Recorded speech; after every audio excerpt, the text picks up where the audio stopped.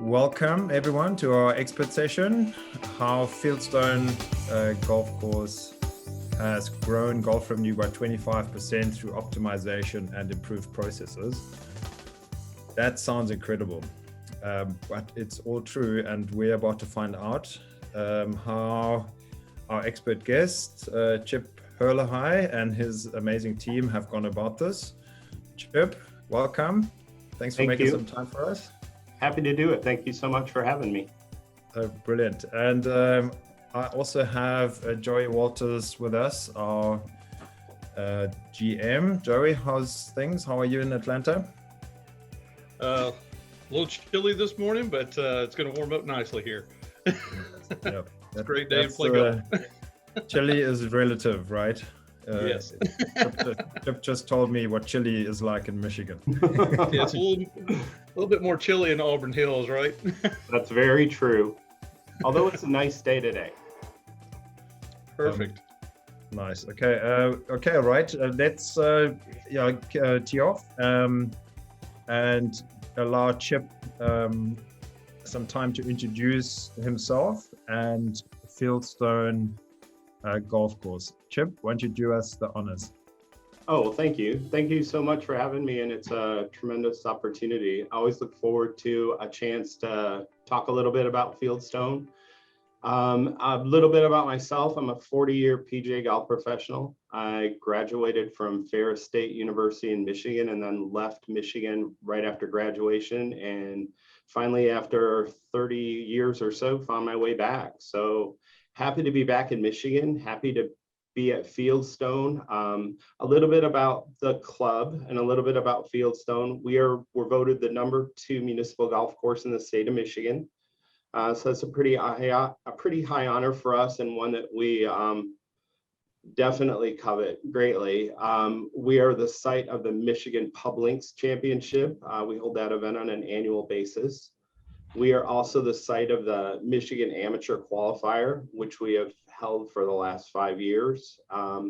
We're the site of the Rocket Mortgage Qualifier, and we also hold an HAGA event. And then probably the one that is newest to us that I actually really am excited to talk about is we were just voted a Platinum Award winner with Tagmarshal. So, Bodo, thank you for that. We look for the opportunity to continue the partnership and continue the relationship as we move forward. Yeah, thank you, Chip. We did nothing with this award. You guys did all of the work. So, and well done to you, especially in your first season. So how this award works is we're grading performance, and it's graded across gold, platinum, and diamond. And diamond is really something that a club will only get to in year 2 or 3 once there's some season-on-season data. And it's purely based on data and performance. And to see, especially this season, so many clubs enter the awards that are end of season at a high level, such as platinum, where Chip and his team have come in, it's just phenomenal. So that means that they really hit the ground running and getting into the optimization and getting more out of their operation right from the get-go. This is something that in the past we have seen take clubs 2 years or so, and especially this year, we seem to have a cohort of really switched on managers and great teams, obviously. So well done to you. That we did nothing, you did all of it, and really fantastically done. I love the AJGA, so great that you have a relationship with them. They're also Atlanta-based, so like right. All good golf companies. Okay. From our side, obviously delighted to have Chip on and sharing some of his experience. And also what's really great is that he certainly has a wealth of knowledge of having been around the block, worked in the management group space and at multiple facilities, multiple locations. Chip, you mentioned Colorado was one of your favorite stops. And that was one of a very different club to Fieldstone, right? It was so diametrically opposed to one another. I was at a very high-end private club in Metro Denver, but I took a lot of the same experiences that I gained there, and I brought those to Fieldstone. And I think the partnership with Tagmarshal and the ability to, and I know we're going to talk about this, the ability to reduce round times and improve the guest experience. Those are all things in the private club side that are very important. And sometimes I think they're neglected in daily fee golf. And I feel like to a daily fee player, those things are just as important. Yeah, no, absolutely. That's what you're here for, right? To create fantastic experiences, and it drives the bus for anything that you do at the club. So for those of you who don't know, if you'll allow me a quick introduction to Tagmarshal. Joey, you've done this before as well. So we are an optimization platform specializing in traffic and on-course management. We've tracked way over 20 million golf rounds. Our rounds tracking have gone up, obviously, alongside the golf boom that the pandemic has brought. There's lots of data we've collected, and that is very important to us because of what we can do with it. And there's now closer to 400 clubs that actually use our system to optimize. Chip mentioned private clubs and their drive to provide the best possible member and guest experiences. And that's absolutely the case. We're very blessed to work with some of the very best in the private club space. I think there's 30 of the top 100 across private and sort of high-end resorts that we work with. There's your Oakmont, Baltusrol, Valhalla, Eastlake, down the road from our offices in Atlanta. And also the resorts, what they're after obviously is player experience and optimizing revenue and working more efficiently. Like Chip said, it's really the same cornerstones that they're trying to cover, just with a more of a revenue focus. And here we're blessed to work with the likes of Whistling Straits, Pebble Beach, Erin Hills. Were our first customers. They're real pioneers, going on 6 years now with our system. Bandon Dunes, what a place. Everybody wants to play there or has played there. They're really doing all the right things. And we also take partners to the European tour and help the USGA and the RNA as research partners wherever we can. So this is really our position, but most of our clubs that we work with are like Fieldstone. They are like that good private club down the road. And obviously, while it's fantastic to have these high-end clubs to work with and also to learn from, because they do things differently. They are a little bit ahead of the game. We really take those learnings backed up by data and taking them into the broader industry. And so I'm really delighted to have Fieldstone on today. Tell me, you charging $650 around like Pebble Beach at Fieldstone? Not really. What is your green fees like? So what does it range? And I know that dynamic pricing is something that you got into quite a bit, didn't you? Yeah, we are unique, and we're one of the few facilities, at least in the Metro Detroit area, we dynamic price. So it was last year was our first year doing that. So it was an interesting transition from static pricing to dynamic pricing.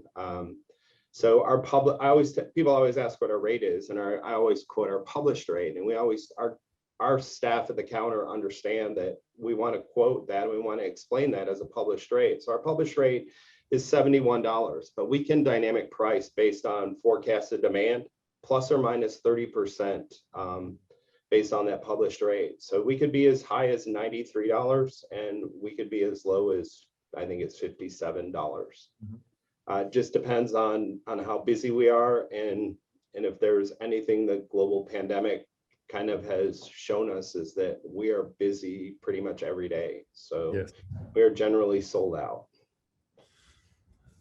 That's brilliant, and it's a nice range, and obviously it's a smart play on your part. I also remember a time when the green fee aggregators were sending players to courses like yours, and people would click on an app and then pay $20, or nothing, $5, anything, and that obviously dilutes pricing power and it's not necessarily reassuring for the operator. So it's great that that you are now firmly in control of it and filling the flights as well so nicely. It's just to jump into it. Joey, you've been up at Fieldstone because I know you get around. Tell us a little bit about the course, what you see. That's a beautiful corner of it. Chip, which hole is that? That's hole number 2. How did you get out on the course at all, Joey, when you were up? I visited the clubhouse and spoke with a lot of the staff, and then took a little walk around. It's quite an amazing facility. It's a beautiful golf course. And the day I was there, they were packed, and it was around 4:30 in the evening, and they were just jammed. I mean, there was so many people there, but everybody was happy. I mean, it was the staff was doing a great job getting people in and out. It was just a great atmosphere that Chip has built there. You can feel the dynamic when you walk into the clubhouse. Thank you. That is so nice to hear, and I'm sure that that not the case at all the clubs, because if things get really busy, then sometimes tempers fray a little bit, and not the easiest space to work in. So Chip, from our first question that we want to tackle, how have optimization tools improved your operational line of sight and your ability to better manage play at Fieldstone? So, and I think it's before we jump into this, it's probably worth looking back at 2020, and that, which I believe was your first year, and what management challenges you were facing that then led you to making a decision to get some technology to help you. Oh, absolutely. So yeah, to backtrack, I started interviewing for this position in the fall of 2019, and I think I interviewed 3 or 4 times. And during each of those times, one of the biggest issues that came up, really the number one issue, was pace of play. And I'd heard it. I just, from being around the area, I had heard the issues at Fieldstone. So the golf course is relatively long. We have a lot of native. We have a lot of places that you can lose golf balls. It's not an easy golf course. Our superintendent maintains the golf course to really high standards. That includes green speed. The rough is a little gnarly at times, and that was the biggest challenge that I had through the whole process.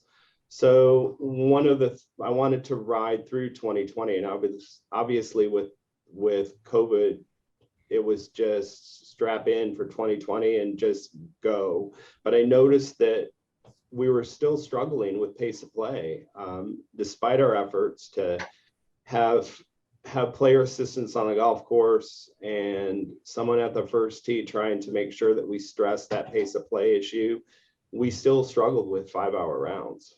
It still was a problem, and was causing us a lot of problems with reviews and with returning guests and the guest experience. And to me, coming from the private club side, and I know I said it earlier, that guest experience is critical. So that was one of the things that I knew we had to tackle. And I started in February of 2020, and then was sent home for 2 months. So by the time I came back the 1st of May, I started working on ways that I thought we could improve pace of play. And I knew from my experience in the business, I have installed GPS and installed course management tools at several other facilities, and I knew there was an opportunity to do it here at Fieldstone. So that was the background and the big piece to the puzzle that brought us into the partnership with Tagmarshal. And what a season to get started. It was like a oh my gosh. But look, all is well that ends well, and how fortunate for all of us that golf has proven so resilient and really grown in this crazy time. So in terms of the system that you brought on, that we do have a number of options, mostly dictated by the front end. So here's your cart variants, where we have, sorry, variant is a terrible word to use these days. Beep that out, please. This is our classic install, which comes with a sort of geofence buzzer as well. And this is our 2-way that goes into a cart. This is the GPS version with yardages, and obviously live sort of dynamic pace information, and food orders and all of those good things. And here's a walking contingent. We do obviously also cater for walking golfers and clubs that do walking. We've got quite a few European customers on this. And what these units do, they send data to our system. Our system then processes that with machine learning and algorithms and makes sense of all the movement data, traffic management, if you will, really preemptive, and then feeds it back to core staff, big screen TV, Android tablets, office PCs, anything that you want to view it on at any time, to give you that live view, and then also analytics data in the background, so you can really dig deeper into what are the variables that matter and how can we keep improving. So for Fieldstone, if Chip, you opted to go with the two ways to install into your carts. What were some of your key considerations to go that route? So I felt like we have limited, because of the length of the golf course and the difficulty of the golf course, we do not have a lot of walking. So I felt like we could eliminate the tags for walkers, and then we could just focus on the 88 golf carts that we have and make sure we had tags installed on those. I think that really was the genesis of why we made the call to just go with the card tags. On the other side of that, and you mentioned it, one of the things that kind of I wasn't aware of until we installed the system, but we love it now, is our ability to geofence. It's so often that I'll have a guest come in the clubhouse and say, you know, my cart kept buzzing the entire round. And I'm like, well, we'll pull up their cart number and we'll pull up their cart traffic. And I say, yeah, it was buzzing because you're in a geofenced area on hole number 2 or hole number 7 or everywhere throughout their round. So yeah, every time they went into a geofence area, they do get that buzzing and they return to the cart path. It actually, or into a non-geofenced area, is actually a huge benefit to us, and our staff uses that a lot. Okay, brilliant. So from here's actually Fieldstone's geofence setups. So you've gone into quite a lot of detail, maybe securing cart path only days like this. So this is requires a little bit of fine tooth sort of drawing, really, but it's worth it, obviously. So from and on the right, this is an example course where we caught Fieldstone a little bit late in the season now to get a real life shot of traffic, but that's pretty much what it would look like. So you have 3 or 4 primary colors: green meaning everything's on pace according to the calculation, a magenta or pink is your big warning color, and also these icons get bigger as the problem gets bigger. So these are the groups that are holding up others behind them, and the groups that are being held up are orange.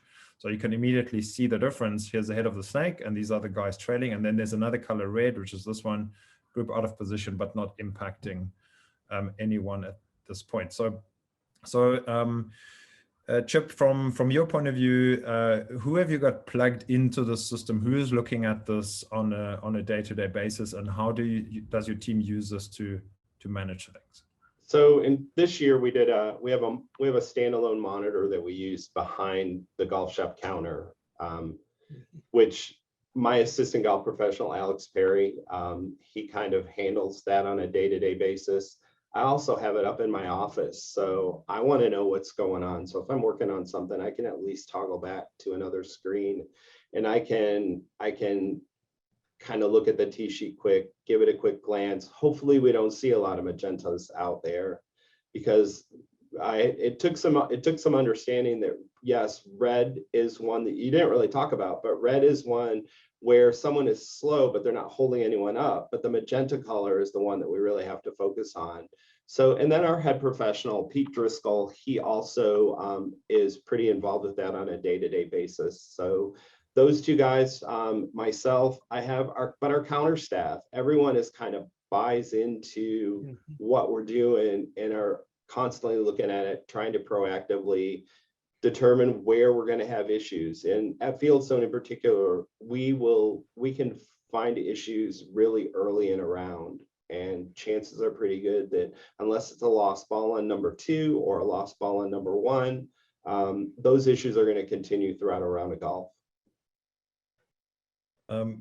Catching it early, right? That's preemptive management. It's just being proactive. Yeah, and proactive. In the past, just turning the screen to black to the Fieldstone of 2020. Yeah, that's probably not an easy memory in terms of how could you ever get on top of things, right, without that information. How have you found your team's buy-in, and was it easy for them to adopt and come on board with things?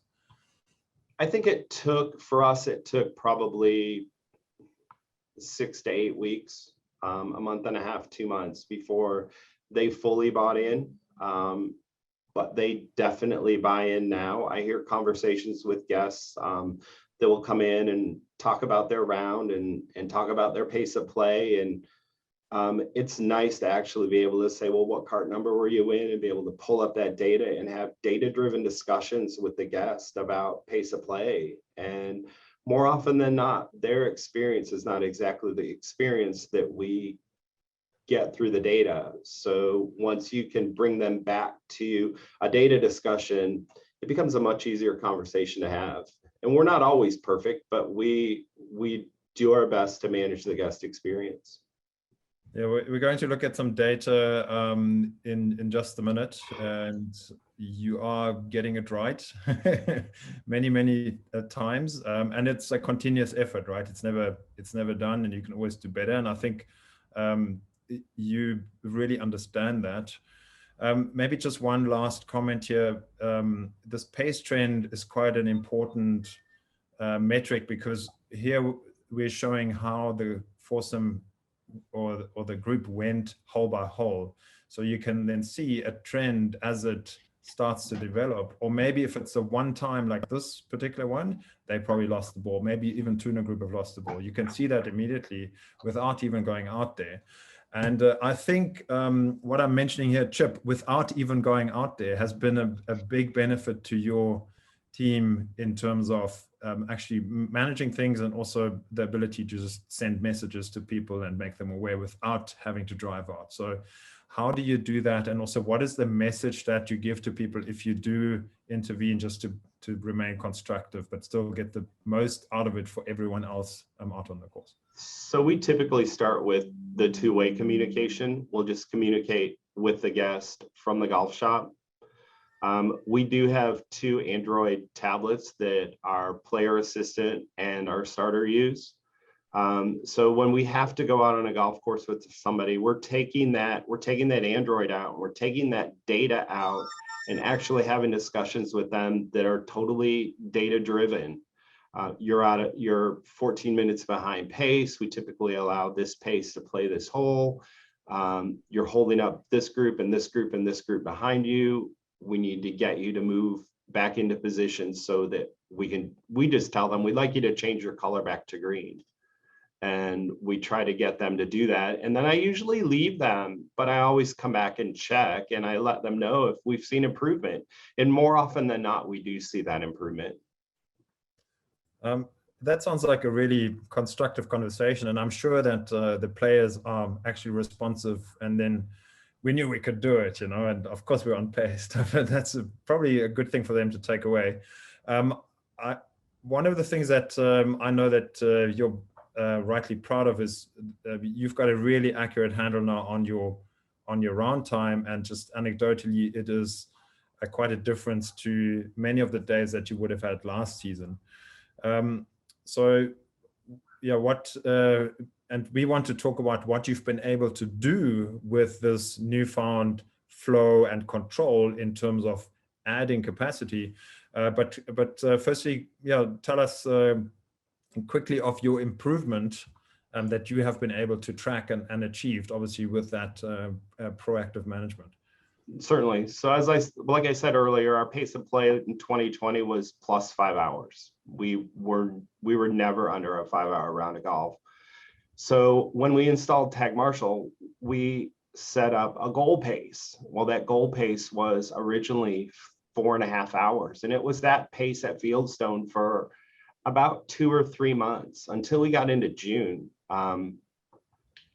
And we realized that we were significantly beating that goal pace all the time. So I'm like, well, let's move the goal pace back to 4 hours and 15 minutes. And my head professional laughed and my assistant golf professional laughed. And there's no way we're ever going to play golf at Fieldstone in 4 hours and 15 minutes. But it was interesting to pull the data at the end of the season and see that we played in 4 hours, 13 minutes, 29 seconds. So I think we probably have to revise that goal pace again for 2021. Keep aiming for better. Yeah, well done. Also, I know that 5 hours is not an easy thing to hear as a manager and as a player, right? Unless you're at Erin Hills and you're walking an endlessly long, really tough golf course. So I think it's fair to say that many of your rounds would have been under that, but at some part in the day when it's busy, that's what you started to see, right? And that's obviously where you want to start improving. Also, not every course is designed the same. There are different lengths, there's different transition areas. There is no perfect time that you would say is a standard. It has to be 4 hours 15 or 4 hours or whatever. It really depends on the course. But what we're seeing is that many clubs, they would start at 4:30 and then go down by 20-25 minutes, and that is considerable. And I think one of the key things to remember is that the average round time obviously has outliers. It's not the median round time. There's outliers, both fast and both slow. And the average really isn't all the best metric when you really think about it. But we're gonna look at that some more. But I've seen clubs that there's a club that we've tracked data on. They have a 4-hour goal time. They played 4 hours and 6 minutes average. But the reality was that only 27% of the rounds were on pace or considerably quicker. And the balance, which is just over 70% of the rounds were actually slow. And 40% of those rounds were 30, 40, 50 minutes slow. That's simply because they had twosomes and early morning rounds skew the averages into an area that sounded really good. But more than half of their play was actually considerably slow, and people were really grumpy about that. So that's where the average is not your best friend. But you have obviously gone, once you really had a handle, Chip, at the live management and your team had bought in and you really were on top of things, you then started to look at optimization strategies of what else can we do. Yeah, so there's one of the things that you mentioned was dynamic pricing, which is obviously a smart move for any daily fee operation. So how is this data, we're going to talk to that just now, but how has it helped you implement dynamic pricing better and also get more out of your tee sheet? I think that a guest who realizes that they can play golf at Fieldstone in 4 hours and 15 minutes, it definitely makes the dynamic pricing discussion of why we're plus 30% off a published rate. It's a much easier conversation to have. And we got some pushback on dynamic pricing, but I think it just required more explanation. And now that we have it in place, I hear very little discussion about it. The only discussion that might happen would be someone that might pay $75 checking in at the counter, and the group right behind them might pay $79. While the group might be right behind them that paid $79 booked it yesterday, and the other group booked it 2 weeks ago. So it's a pretty easy conversation. Our staff's pretty well versed in that. And I think it's really given us, with Tagmarshal, it's given us an opportunity and added some credibility to dynamic pricing that we didn't have before. It would have been a much harder conversation to say it's going to take you 5 hours and we're going to charge you more to play it. Sure. It's nice to be able to have a pace of play discussion with someone now. Yeah, and I think it's also fair to create almost like a custom experience for certain player types, right? There are players who really like to get through a round really quickly, and that is a perfect round for them. And there's some players, well, I want to have 4 beers and take my time. well, you have to find a time in the day to accommodate both without them getting in the way of each other, right? So and it's worth different things to different people. Like value is an interpretation question, right? So this is the analytics side from Tagmarshal, where we're looking at a single day, and you can see at Fieldstone here, very quick early rounds. Then up from 8:30, the rounds are going a little bit slower, and like nothing dramatic. And then the afternoon speeds up a little bit. This is one single day. And here's a breakdown of where we spoke about average round times just now.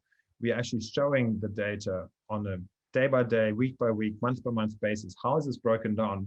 How many of the groups are 30 minutes fast, 20 minutes fast, on goal time within 10 minutes?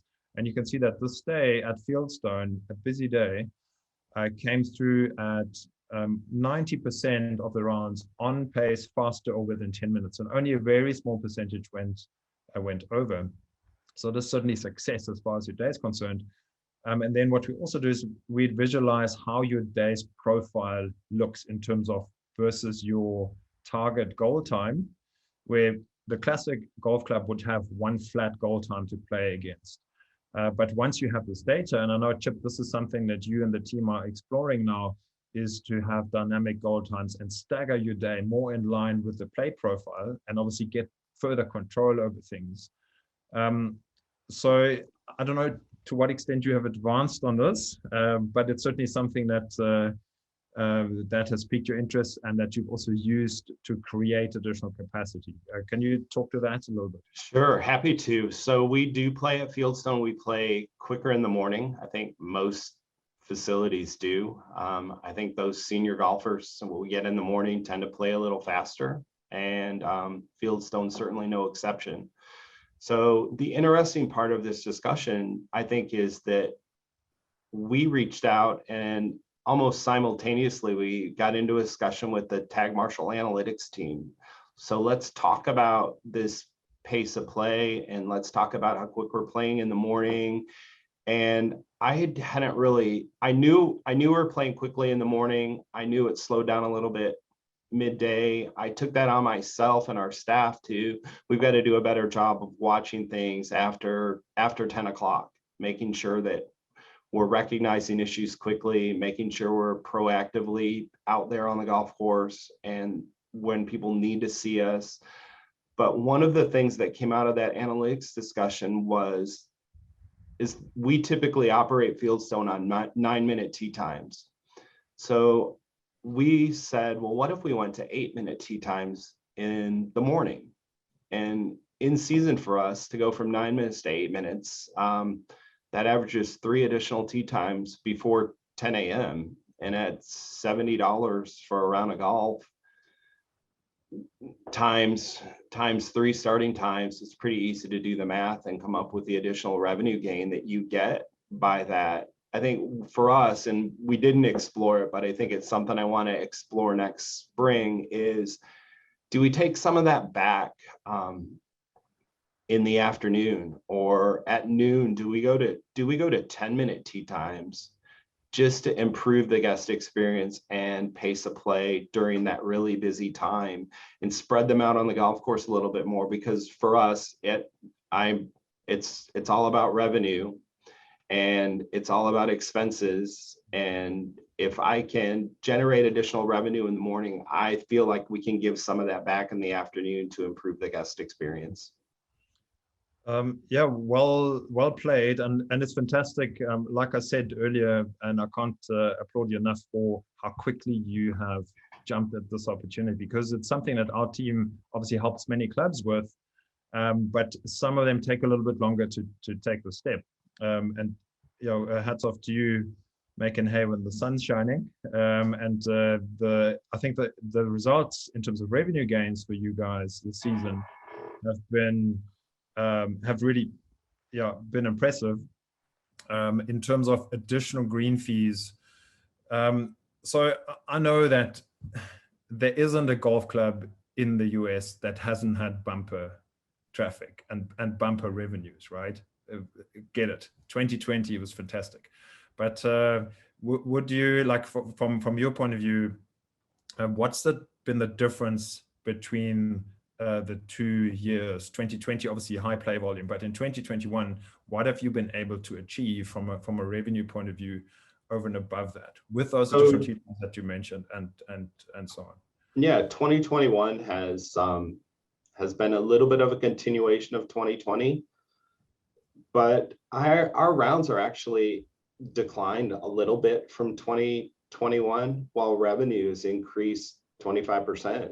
And I think, and that's golf revenue. That doesn't include ancillary food and beverage revenue, retail revenue, all the other spaces in which we garner revenue, practice balls, practice facility, instruction, all that component.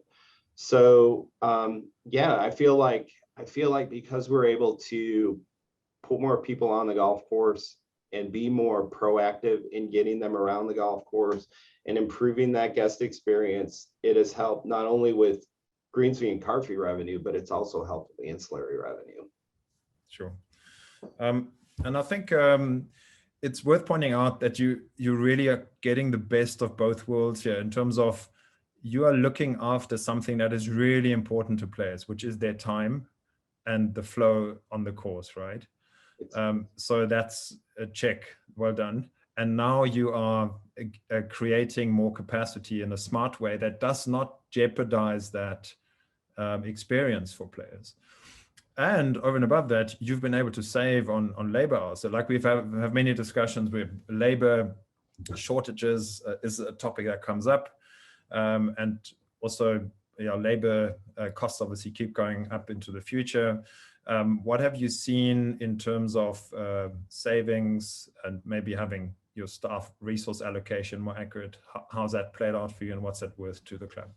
So we're probably not too dissimilar from every other facility in the United States. And with COVID, we have struggled with staffing.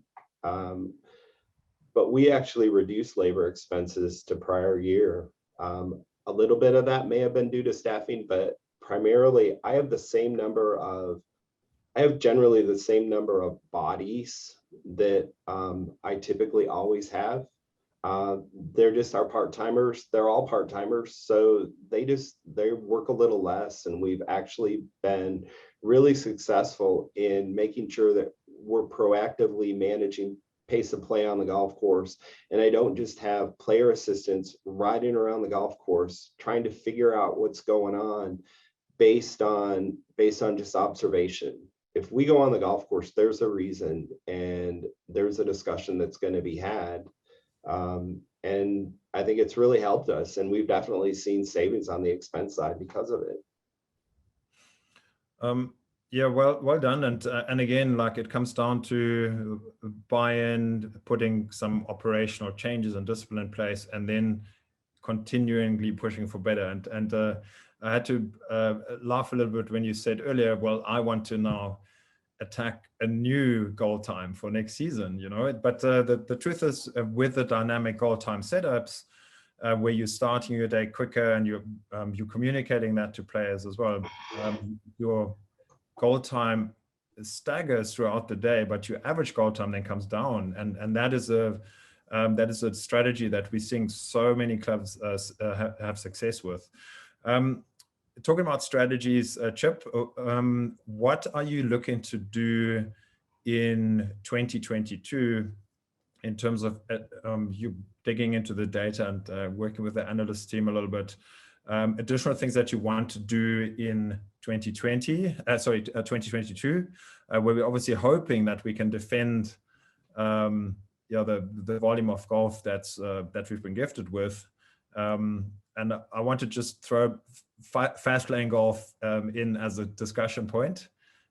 What is your thinking behind that, and what are you looking to achieve with it? So my goal with Fieldstone is probably not too dissimilar from every other daily fee facility. It's all about revenue, and it's all about expense side savings. So if we can accommodate more players through fast lane in the morning, and I touched on it earlier, and then we can take some of that back on the other side and improve the guest experience in the afternoon, I think that supports dynamic pricing for us, and it definitely just supports all the things that I believe we need to do to be successful in daily fee golf. So that to me is first and foremost. We will continue to experiment with that, and we'll continue to work with the analytics team to see what we can do as we open in the spring and start to see where goal paces and pace of play actually starts to wash out as we enter the season. Yeah, I think you're ticking all the right boxes. Maybe just to add a little bit of color to that fast lane idea. So in line with the data that comes in from the course, and maybe just skip back just a little bit here. So in the top, you can see the morning rounds, that first couple of flights going out and playing at 3:40, and then we are bridging into the 4 hours. So the commitment that Fastlane is asking for from the players is saying, if you like to play this club quickly, we have dedicated tee times for you, that we will shoot you through this club in 3 hours 40, 3 hours 30, whatever you decide. You get the players buy-in, and then you setting these guys out for the early tee times. Here's a 7 a.m. and you tightening the intervals a little bit. You can do that because they are moving more quickly, right? This is quite a difference to your 4:15 that sometimes goes into the 4:25 in terms of speed of play in the ground that they're covering. And you can then find additional capacity here, which you guys have done already successfully. But if you take this a step further and make it something for players to buy into, I want to play quickly, that's the time I'm going to buy, and I'm willing to pay more for it. And here's the research that backs that, and you would have seen this in your dynamic pricing already. This is a survey that the USGA has done. How much would you pay? Would players pay for a round of golf if the pace play was significantly improved? Look after my time. Make sure there's a great flow. Am I willing to pay more for this? And they found that there is a low variance in responses based on gender and handicap. However, there's a huge variance in age. So the younger players that have got things to do, families, whatever, they're willing to pay up to 25% more for a round that's significantly quicker. And then obviously the really older senior players, well, they've got a more relaxed lifestyle to them. It may not matter as much, but still there's a segment of them who would pay more. So there is a segment of golfers who want to play quickly, and to them that is value, and they pay more for it. So if you can add this to your dynamic pricing and the positioning of it with a term such as fast lane golf, that's when you can really do these guys a great favor. And what you're doing alongside that, you're pulling your entire day along because you're starting your day quickly. Everybody who comes after gets pulled along, and you're creating additional capacity. So this is a fantastic strategy. And I know you'll be, based on what you've already done this season, with further focus on this, going to be great for Fieldstone. Have you, I don't know if you even knew about this survey. I have not seen that survey, but as I look at it, anecdotally, you probably know there are some people saying, give me a quick round and I'll pay extra for it. So as I look at that, the 23% of under 40s, and a significant number of our players are under 40. Mm-hmm. I just need to figure out a way to get them to pay 30% more, not just 25, but I'll take the 25. Chip, always more. That's it. I love it. Okay, then, yeah, just there are a few other items that you'd mentioned you want to explore and add potentially to just do a little bit better and just tweak a little bit more. So just talk us through some of those. You mentioned a big screen in the clubhouse. So we have, what's up with that? Right now we have, we just have a computer monitor, and it's great. When a guest checks in at the counter, they can see that monitor. They have an idea that we're actually watching pace of play and we're monitoring the golf course. But I felt like we needed a bigger footprint.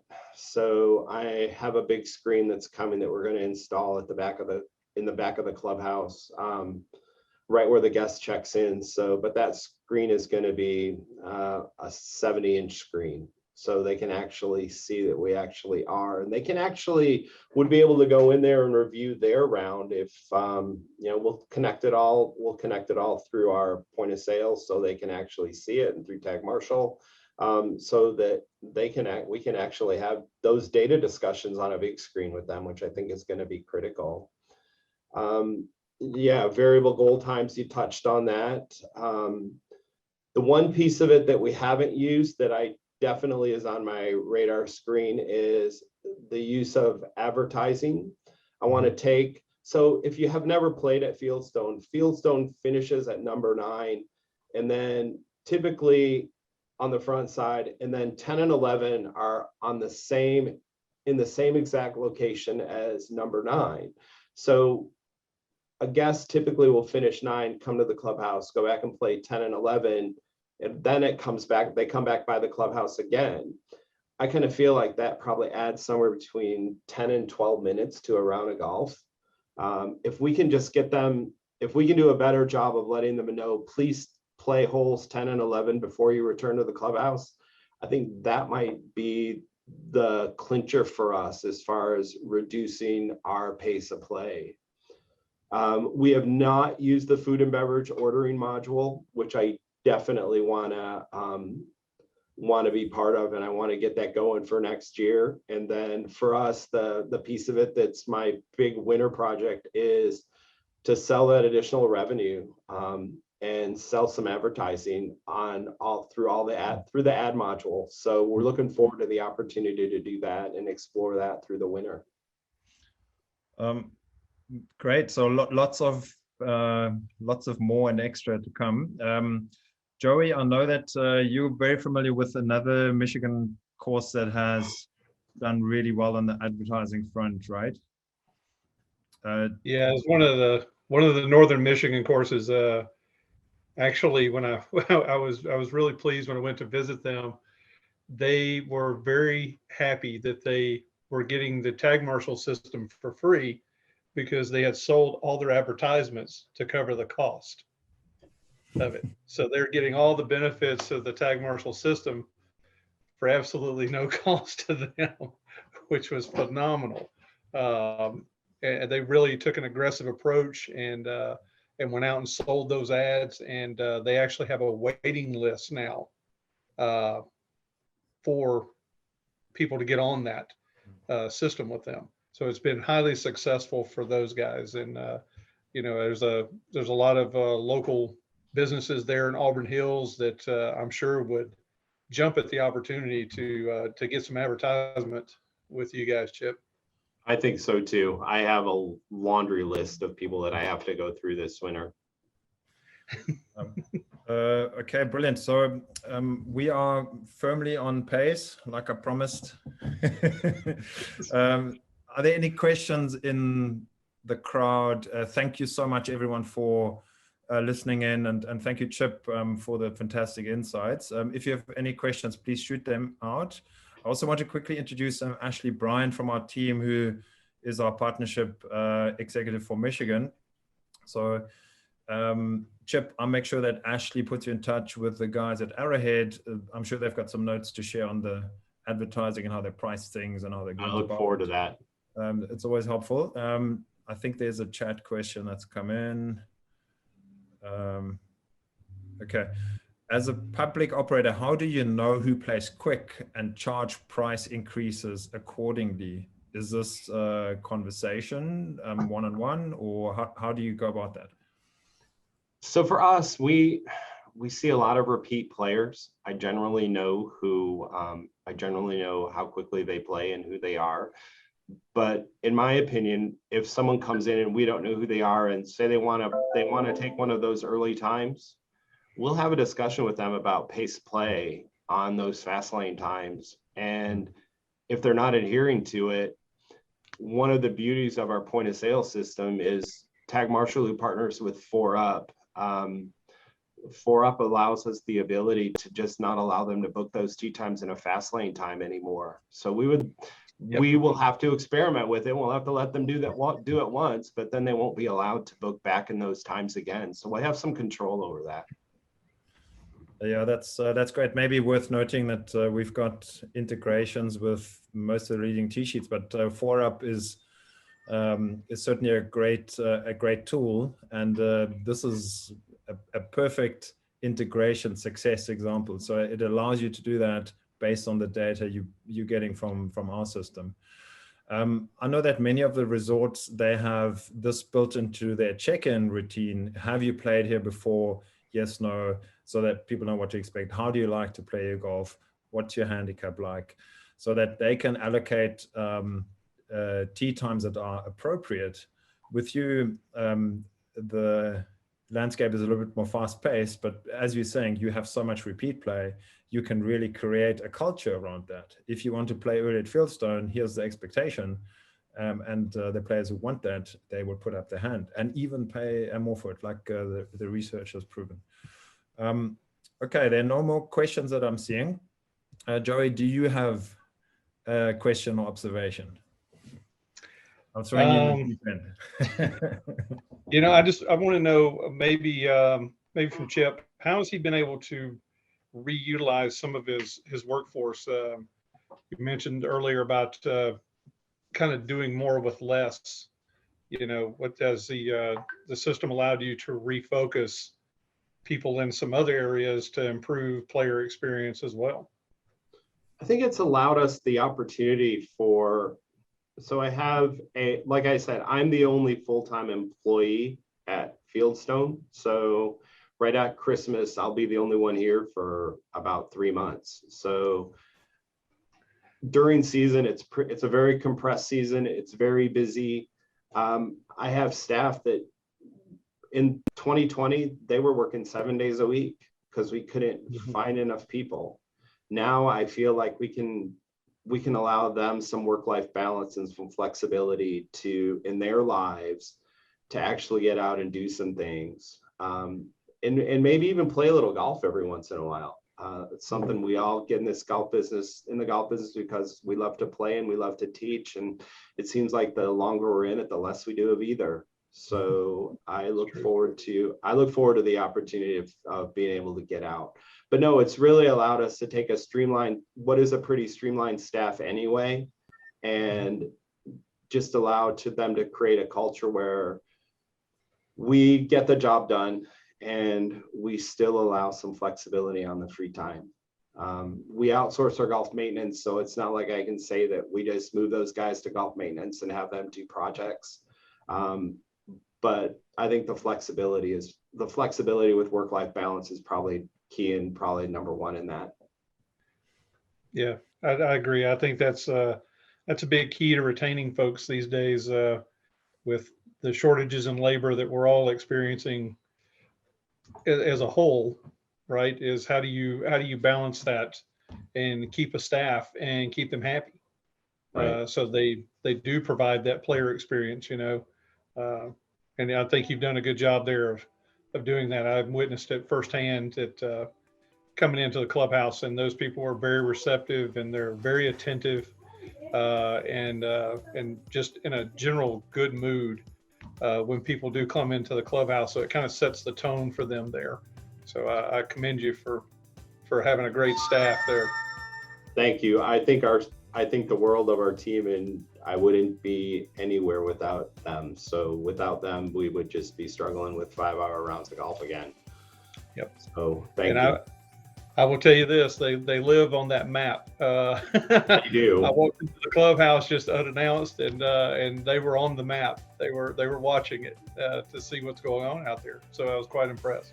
Good. Thank you. Gents, firstly, Joey, can I have Sunday off, please? Sure. Work-life balance.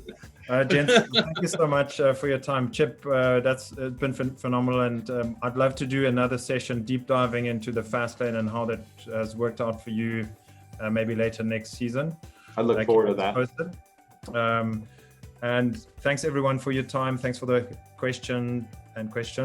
Yeah, enjoy your break. I hope you don't get too lonely up at Fieldstone on your own. Give us a call if you need to chat. Yeah, thanks everyone, and all the best. It was a fantastic session. Thank you. Thanks everyone.